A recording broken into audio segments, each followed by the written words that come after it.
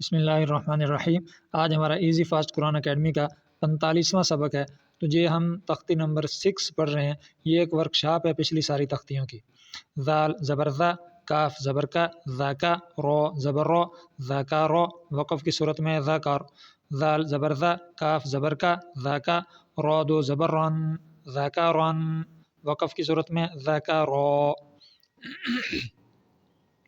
کاف زبر کا، رو پیشرو، کارو، میم زبر ما، کاروما، وقف کی صورت میں کاروم، با زبر با، شین زبر شا، باشا، رو دو پیشرون، باشارون، وقف کی صورت میں بشر، قاف پیش قو، را زیر ری، قوری، حمزہ زبر آ، قوری آ، وقف کی صورت میں قوری، قاف زبر قو، دال زبر دا، قادا، را دو زیر رین، قادارین، وقف کی صورت میں قادر۔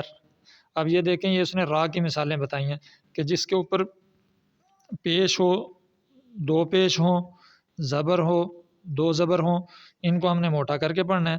جس کے نیچے ایک زیر ہو، دو زیر ہوں را کے نیچے، تو اس کو ہم نے باریک کر کے پڑھنا ہے۔